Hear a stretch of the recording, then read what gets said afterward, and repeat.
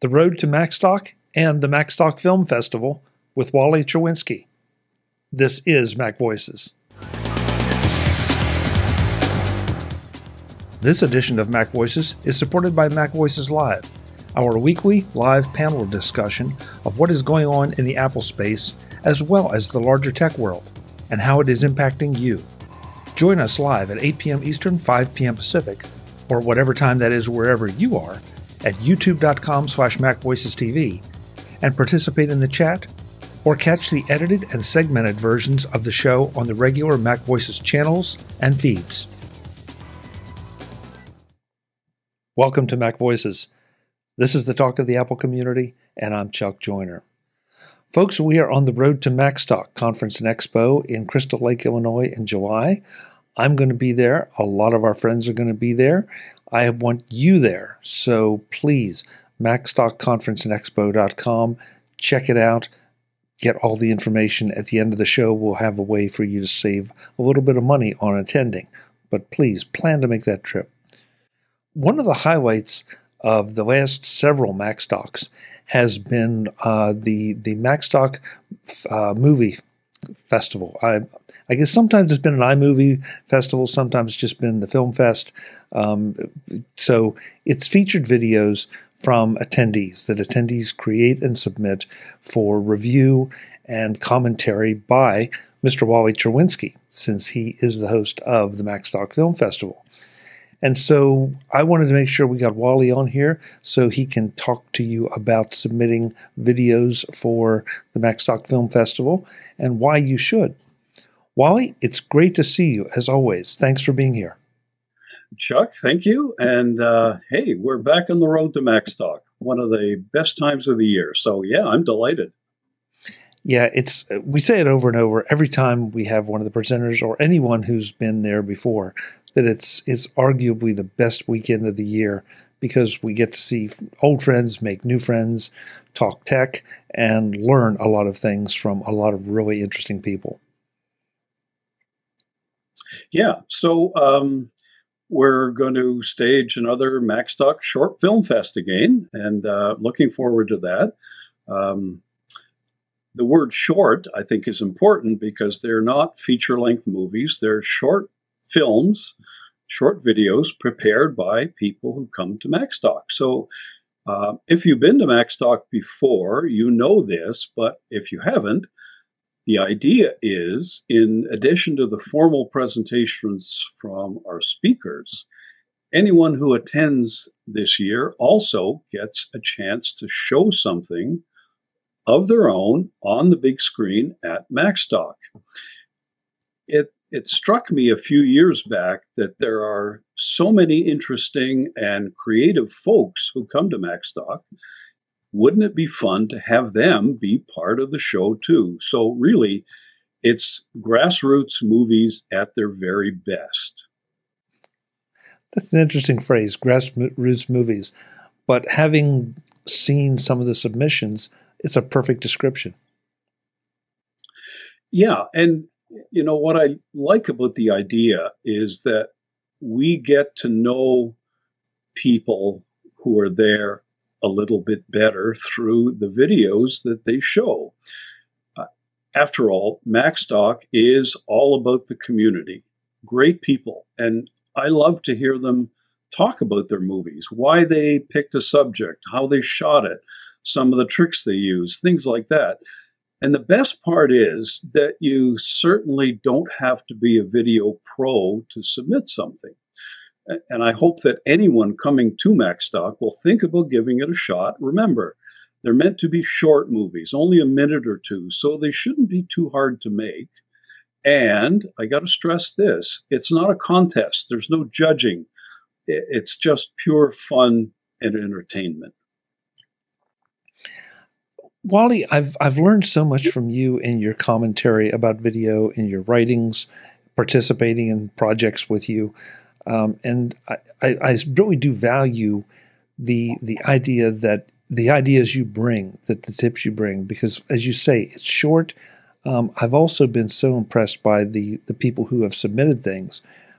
I'm afraid I had certain biases when the very first one was done, and they disappeared very quickly because your point about getting to know people through their videos is a great one, because you learned something about what people wanted to create a video about, and therefore you were learning about them. So if I think back, the first year we had a lot of videos submitted, so many, in fact, that we had to work really hard to squeeze them all into the time slot we had. And I know then that everyone really enjoyed it. So last year, we had submissions from some of our regulars, but also quite a few first timers, people who'd never made a video before. And really, those are my favorites. I was so impressed with how well they did. The best part, I think they surprised themselves. They found out that they enjoyed shooting and editing the video, and they said that they couldn't wait to do another one. What's better than that? So last year, we had a lot of travel videos. We traveled to Iceland, we went to Ireland, to England, the Panama Canal, we cruised on the Rhine River, we went to Portugal's wine country, the Czech Republic, East Coast US, and a family road trip. In addition, get this, we had 2 cat videos. Actually, one of the cat videos was really, really touching, and that was from a first timer, and she did an amazing job coming up with a video to submit. So this year, again, it's open to everyone. The only limitation is don't make the video too long. Maybe 1 or 2 minutes is fine, no longer than 2.5. That way we can show as many as we can, and they should be something you put together on your Mac, maybe your iOS device, even older footage that you've had a couple months, maybe some years even, that you want to dust off and share with everybody. And I'll emphasize again, it's not a competition. No one's going to judge you and say you did a lousy job or a brilliant job.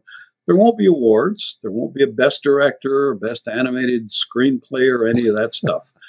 I just want everyone to have fun with it, enjoy seeing some of the creative stuff that others can make, and maybe get some new ideas for your own videos. So if you're coming to Macstock, July 12th to 14th, get that on your calendar. And you want to express your creative side, you have an opportunity. All you have to do, go to the Macstock homepage, Macstock Conference and Expo.com. The URL is also in Chuck's show notes. There's a form there. Send us a note. Say you're interested in submitting a video, even if you don't have one yet. That's okay.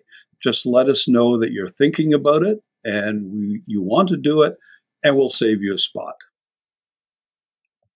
It's that simple. It's that simple. And That's it. Your point about the first timers too is so important, because we talk so much about having friends at Macstock and being just one big happy family, and that means that nobody is going to be critical. They're going to, at the worst, they're going to come up and say, I really am interested in why you chose that topic and how you presented it, and not in a bad way. So I can't express to folks how much fun it is, I think, to put videos together. I wish I had more time to do different kind of videos, because it is a blast to take something whatever the building blocks are, and assemble it together, and then have it be something that expresses something about you or delivers a message that you want to deliver. I mean, pick your meaning. And listen, you don't have to have the latest iPhone 15 Pro Max to do it either. We have the cameras have been great so far, but even sometimes a photo montage, some of those photo montages have been just very, very powerful. Yeah, in fact, I screened one last year, which was a kind of a highlight reel from Macworld Expo from, I think, 2014. And looking back at that one and others I shot at the time, I was using an iPhone 4S at the time and then an iPhone 5. And, maybe the footage isn't quite as good as you'd get these days with the latest and greatest iPhone, but still, it's darn good. And after all, I mean, really, the purpose of these, I say it a lot, it's to relive an experience or to capture a memory and to preserve it and to share it with your family, your friends, or just for yourself. I know last year you made a really good suggestion when we had this chat. You suggested that people could take some photos and video even and use Keynote to make a slideshow with nice professional transitions and then just export it as a movie. Great idea. The other really easy way to do a video, and a professional looking video, is to use the trailers feature in iMovie. And if you haven't used it yet, just do it. It is so much fun, and you'll end up with a really professional looking video, around a minute or so long. It's just like those movie trailers that you see at the theater. It lets you work with templates. It gives you templates, and there are lots of them built right into iMovie. You just pick one, and it'll automatically provide you with music, transitions, special effects, everything you need to make your video pop. All you have to do is to insert your own video clips, just maybe a dozen of them, even your best photos, into placeholders in the templates, and then just add a title, a few lines of text, and amaze your friends. It's really that good. Great stuff. It is, Wally, and that's another thing that I'm afraid people make a mistake, that they think that, well, I have to be an iMovie whiz, or worse, I have to be a Final Cut whiz or a Premiere whiz. And instead, you already have tools that either are designed for video or can create video right on your Mac. No investment involved. So, and again, and as part of the process, you will learn more about what those tools can do for you. So maybe you'll take them then to your office or your school or your church or whatever and say, yeah, I can do that. I can put something together for us. And not only are you a hero, but more importantly, you have fun. And that's the best part. Well, you develop a skill, as you rightly point out, that you can apply in other circumstances, not just at the film fest, but whether it's your church or presentations at work or things like that. You will become a better communicator in the process, which is a great thing. And you always give me a hard time about what I'm about to say next, but I'll say it anyway. If you want some tips or tricks on video and a great little primer on how to get started and how to think maybe a little bit more beyond just holding your phone and shooting something, you want to go to the Apple bookstore and check out Wally Cherwinski's Video to Go. The book's been out there for a little while. There are a few pieces that may be a little dated, but the more important thing is you crawl inside Wally's head and learn about how he looks at things as a videographer. I appreciate that, Chuck. Yes, my book is a little dated, and I've been meaning to update it. But you know how fast things develop. We were just talking about an iPhone 4S versus an iPhone 15 Pro Max. And since I wrote that book, things have changed so much. At the time, I was talking about lens kits that you could add to your existing phone to give you different lenses and effects. Well, that's all out the window now. You get an iPhone 15 Pro Max, and you've got a 5 times, a 2 times, a regular, and a super wide lens built right in. So that part, I guess, is a little dated, but you're correct. There are shooting tips and editing tips that I can provide that people have found useful. I'll give you an example. people are often reluctant when they make a video because they're not sure whether it's any good or not and whether people are going to judge them. They say, well, I don't know a lot about editing. How do I edit stuff together? Well, interestingly enough, we already have that skill instinctively. And if you think about it, we've all been watching videos and TV shows and commercials and all that stuff since we were in diapers. And every time you watch one of those, you instinctively learn something about editing video. And it's kind of an osmosis. You'd be surprised. You will be surprised when it's actually time to edit something now that you already have a sixth sense of what works and what doesn't. And I'll add one other tip. If you want to get a sense for how an editor fits clips together, say a documentary, something like that, go to the Discovery Channel, National Geographic, or watch a drama on TV. Sounds pretty easy. Here's what you do. Turn off the sound. When you turn the sound off, you will not be distracted by the narration, the music, the sound effects, anything else. All you will see is the video editor's work and how he or she put those clips together. And right away, you get a sense for what works and what doesn't work when you edit something together. It's really interesting. First time I tried it, I was amazed and thought, wow, oh, they put that together with that. Oh, and then they cut to this. Oh, that's interesting. So it's a fun exercise. Try it sometimes. One of the first times you and I talked, I believe, you told me that trick. You also pointed out to me that we've all been watching 60-second or shorter movies for better parts of our lives because they're called commercials. Up to that point, I never thought of it as that. It's a commercial. It's they're trying to sell me something.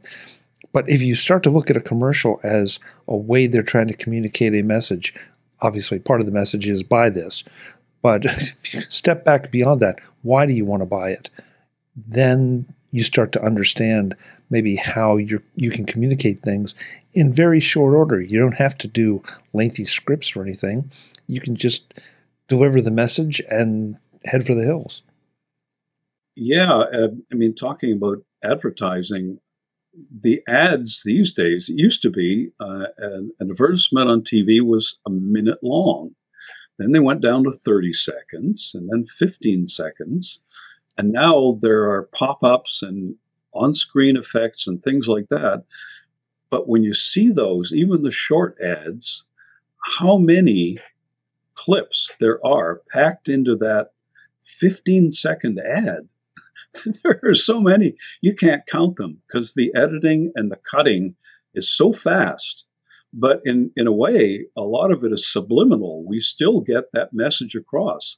And the images they choose have a purpose, and they're very powerful, and they're put together, as you rightly point out, in such a way that we are drawn to a conclusion or attracted to something. One other point I wanted to make, you were talking about that some of the things you were showing last year were shot with an iPhone 4. And I'm afraid that we all get, and I'm as guilty as the next guy, and I know you are too. We get hung up on the quality. We want this to be tack sharp, and you know what? I have family photos and things from the 1960s that are anything but tack sharp. They're Polaroids. And they're just as important, just as meaningful to me, and they can be just as meaningful in your video. So don't get hung up on the gear or on some of those technical things. It's more about the message. Would you agree? 100%. I said it before. To me, it isn't about the absolute quality of the video. Sure, you can shoot it in 4K and export it at 4K, and it's razor sharp and it's beautiful.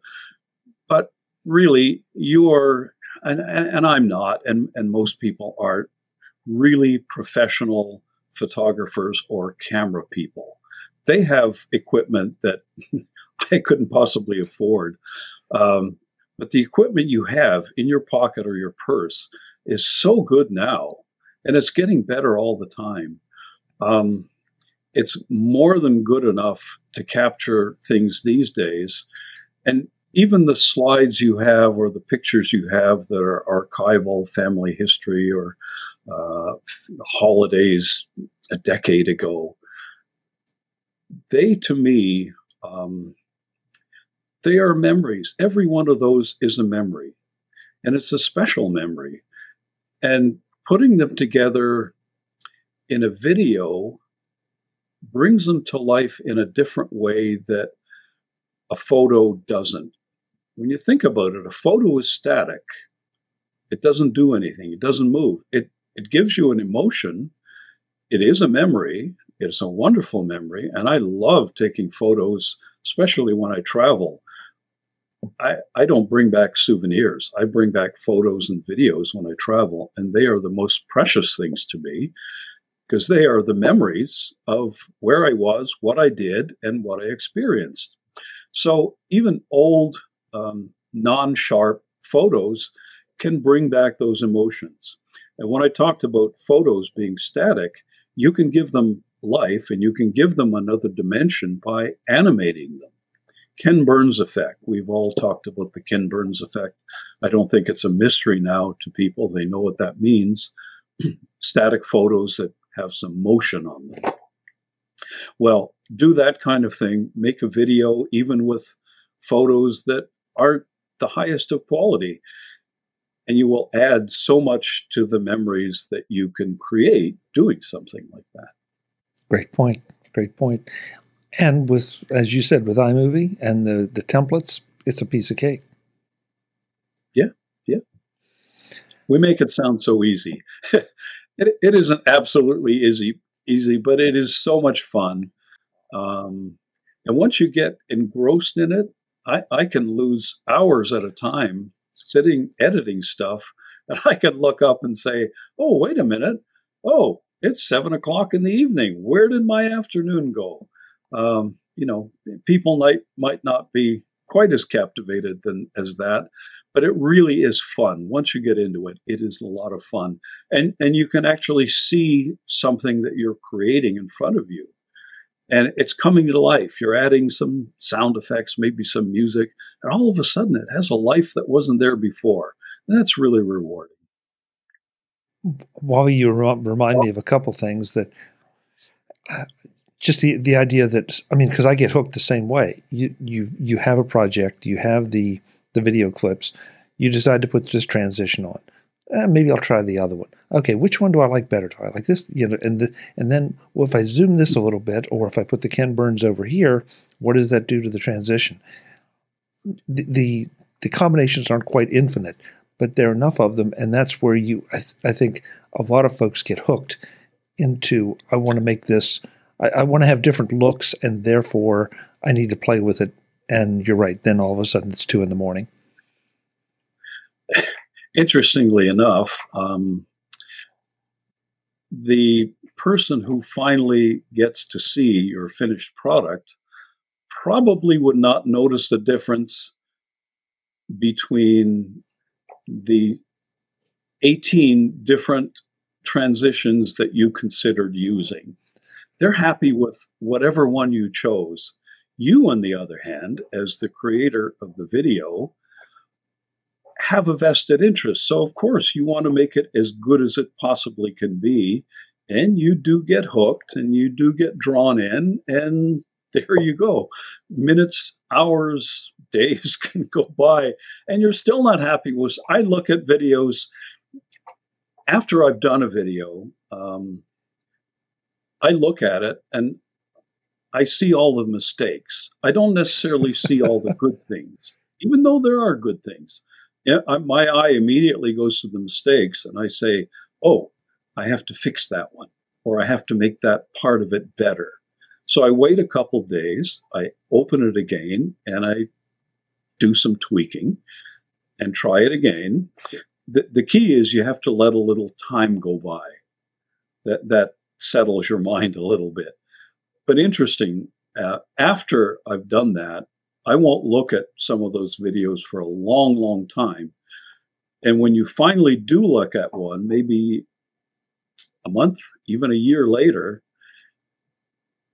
I'm a lot happier with them. And that's when those memories that I talked about are really strong, especially when time has gone by and you're removed from that time and place or that experience. And when you watch that video again, it all comes back, and it's very powerful. So, well said. Well said. Yeah. I hope we've incented some people to go out and play with this and have a little fun with it. I know everybody's busy, right? But this is one that you will enjoy, and I promise you, you will get a warm reception at Macstock with your video up on the screen. It's a great feeling to see something up there that you put together in any fashion, and have people react to it. So, go shoot something, go edit something, go submit something. I think I've heard something like that before, but I'm not sure where. Wally, thank you as always for organizing this. I know I will look forward to your commentary on everyone's videos, and hey, we'll have some fun at Macstock. Absolutely. Thank you, Chuck. Look forward to it. Good to see you. Yeah, cheers. Folks, as Wally said, as I said, Macstock Conference and Expo.com. You go there to register and also to submit your videos. And if you want to save $30 off either the 2-day package or the 3-day package, you can use the code MacVoices, and that will discount it a little bit for you. And then we will see you in, I want to say it's Crystal Lake this year, not Woodstock. It's Crystal Lake. Mike has changed the venue. We're all under one roof now, so the hotel is where Macstock will occur, so there's no driving involved. Get there. Until the next time, and as always, thanks for watching. Visit MacVoices.com for show notes and to connect with Chuck on social media. Get involved in our Facebook group or like our Facebook page, and get more out of your Apple tech with MacVoices Magazine, free on Flipboard and on the web. And if you find value in it all, consider supporting us through either our Patreon campaign at patreon.com/MacVoices or by making a one-time donation via the PayPal link on our front page and in the show notes of each episode. You will join these fine people who help bring you MacVoices.